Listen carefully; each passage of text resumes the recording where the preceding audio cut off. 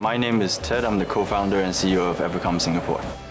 We have such inefficiencies and wastage in the industrial sector because the scale is too large, right? Too many equipments. Humans just cannot manage that.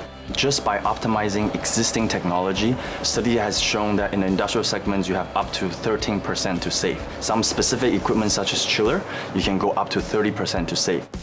At Evercomm, we do energy management for the industrial sectors. The reason we choose the industrial sector is because they consume 50% of the world's energy.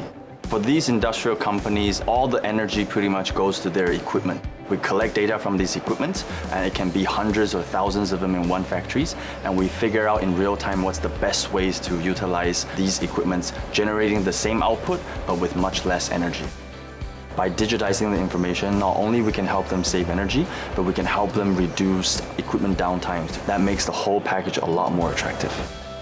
We work with some of the largest manufacturers in the world. When we were doing one of the companies, we helped them save almost up to 40% of energy.